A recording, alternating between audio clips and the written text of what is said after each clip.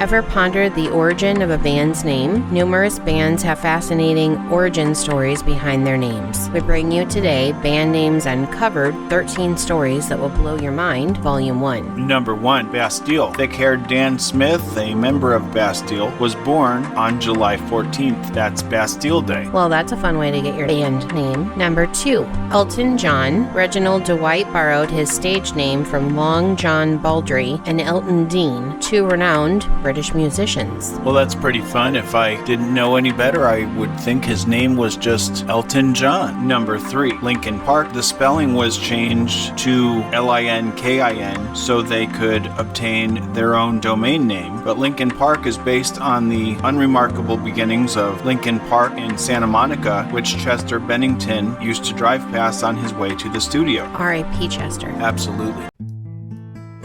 We hope you find this video entertaining, and we truly appreciate you watching it. We would greatly appreciate it if you could follow this channel, give it a thumbs up, and hit the notification bell. We know a lot of YouTubers are looking for this, but it will change the algorithm and make this video easier to find, which is far more helpful than you might imagine. Number 4, Charli XCX. She needed a stage name for performing at illegal warehouse parties, so she went with Charli XCX. Her MSN Messenger screen name, Kiss Charlie Kiss, is what XCX stands for. Well, that's a pretty fun story. Do you remember MSN Messenger? I do. I'm that old. Same. Number 5, Lonestar. Since all 5 of the group's founders were Texas natives who first connected in Tennessee, Lonestar was founded in 1992 under the moniker Texas-y. When individuals continued to misspell Texas-y, they changed their names to the more simple Lone Star. Since the Texas flag only has one star, they decided on Lone Star. John Rich and Richie McDonald, 2 of the group's founding members, departed to work on their own projects. I think Lone Star is better than Texas-y. Oh, I would 100% agree. Number 6, Big and Rich. Big, Kenny Alphin, and John Rich, the former lead guitarist and co-lead singer for Lone Star, are known as Big and Rich, a reference to Rich's last name and the stage name that Alphin had while working for Hollywood Records prior to joining Rich for their musical endeavor. Well, that's a fun story. Number 7, Alabama. In honor of their home state, they adopted their name in 1977. Gotta love me some Alabama. We just listened to some Alabama this morning. And let me be clear, I like the band. I'm not so sure about the state. Not saying I don't like it, I just don't know. Number 8,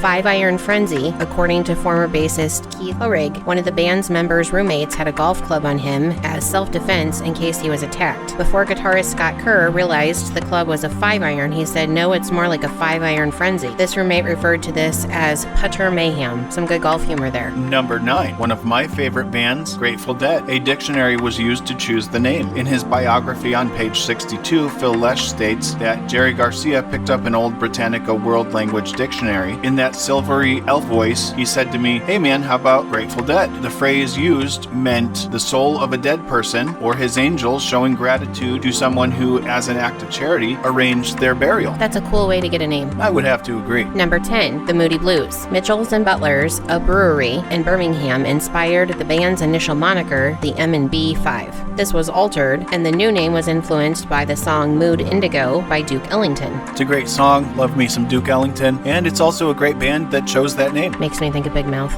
the ghost of Duke Ellington. Nice. Number 11, Nine Inch Nails. Trent Reznor, the sole continuous member, claimed the moniker had no literal meaning and picked it simply because it could be abbreviated easily. It can, and they've got a cool logo, so way to go, Trent. True story. Number 12, the Troggs. The Stones' earthy name was what they were going for. Troggs is a shorthand for the term troglodyte, which refers to a legendary cave dweller. Well, I would say a legendary cave-dwelling troglodyte does sound pretty earthy, I think. And number 13, Veruca Salt, was given its name in honor of the figure from Charlie and the Chocolate Factory, a children's book. I love this band name and that character in Charlie and the Chocolate Factory. It is some pretty crazy stuff, really. We hope you enjoyed this list of band names uncovered. There were some pretty cool ones in there, in my opinion. Tell us in the comments which name and backstory you liked the best. Thanks again for watching. If you have an idea for a new video, tell us in the comments. We'll mention you if we do it. We hope you have an awesome day. And please be kind to each other.